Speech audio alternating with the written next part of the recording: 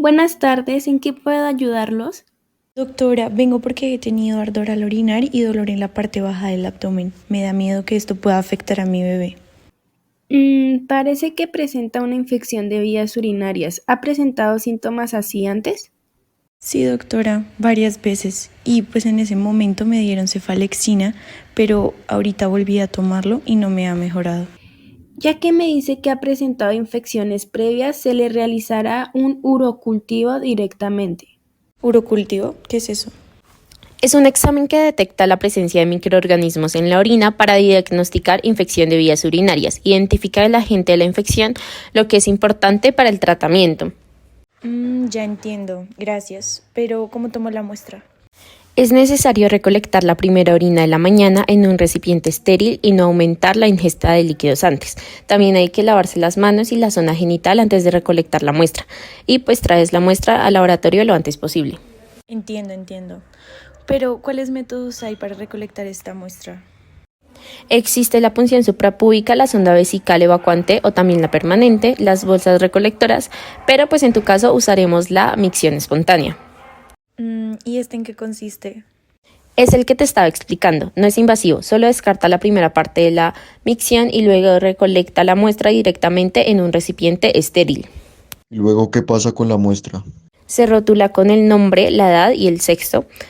Se procesa la muestra en el laboratorio durante las 2 primeras horas y si no es posible se refrigera hasta 24 horas entre una temperatura de 4 y 8 grados centígrados. Se lleva la muestra al laboratorio, donde está el laboratorista y el estudiante. Mira, nos llegó una nueva muestra. Es de una mujer de 30 años, con 28 semanas de gestación, que presenta una infección de vías urinarias y resistencia a la cefalexina. ¿Ya le había dado alguna infección antes? Sí, es por eso que haremos un urocultivo. Para realizarlo se debe, primero, procesar inmediatamente o refrigerar. Segundo, preparar la muestra al diluirla en un tubo estéril con solución salina al 0.09%, que va a ayudar a reducir la concentración de bacterias presentes en la muestra original, lo que facilita la identificación de las colonias bacterianas en el medio de cultivo.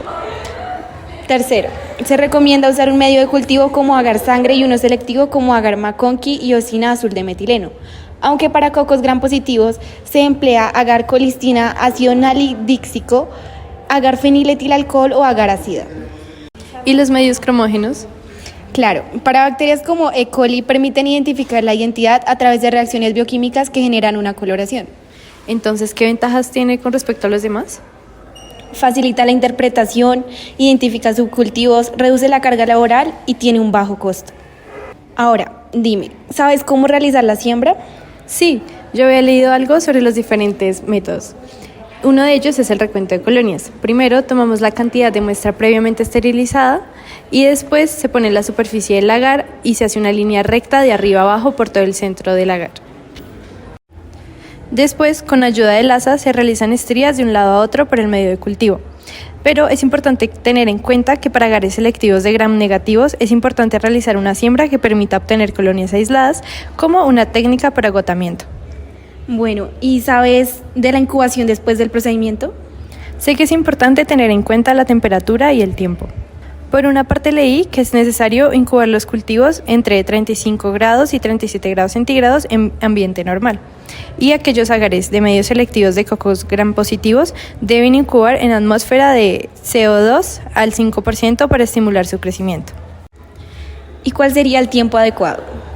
El tiempo adecuado sería mínimo 18 horas antes de su interpretación, pero se hace por 48 horas cuando la muestra se obtiene por una técnica invasiva, se observan colonias pequeñas, el resultado no concuerda con la coloración del gram o el estado clínico del paciente y el paciente tiene algún tipo de inmunosupresión o alguna sospecha de una infección fúngica.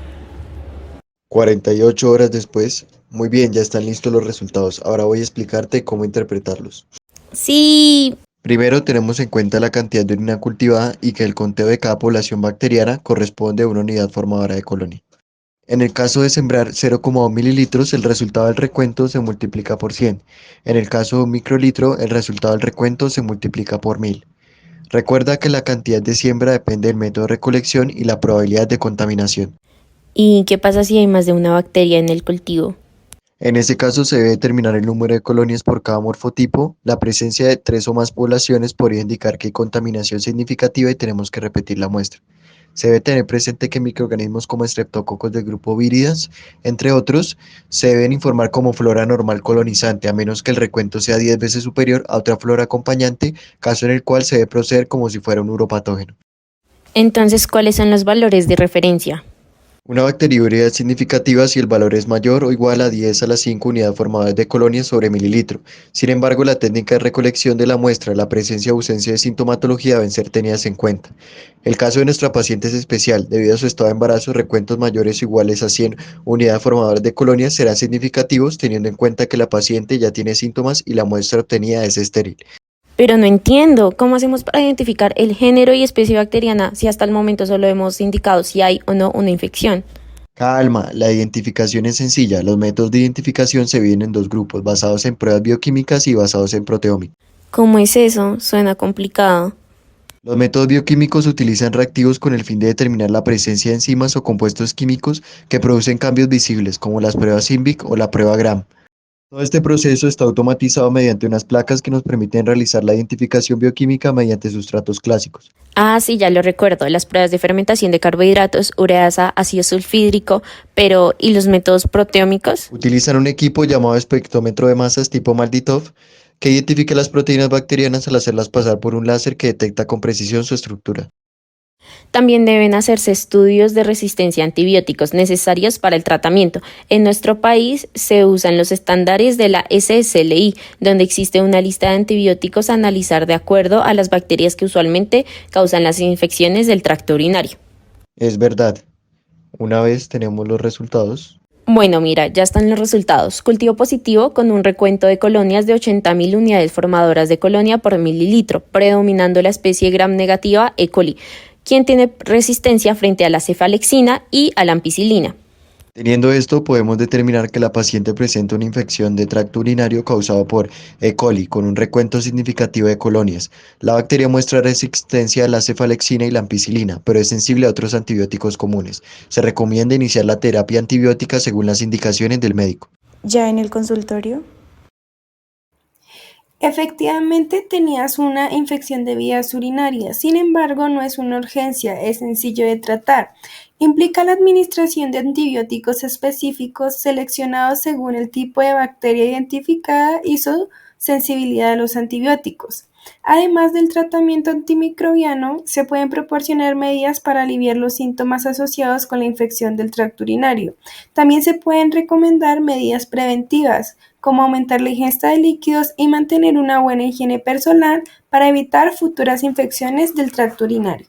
Doctora, ¿pero por qué le cambiaron su tratamiento? ¿Antes le funcionaba bien? Porque las bacterias E. coli han desarrollado una armadura especial que las protege de la cefalexina. Es como si llevaran escudo antibióticos. días siguientes, van a ver si funciona el tratamiento. ¿Sabes cómo ha evolucionado la paciente? Sus síntomas han mejorado mucho y en las pruebas de seguimiento hay una considerable reducción en la carga bacteriana. Le daremos de alta. Me alegra decirles que todo está perfecto. Le daremos salida.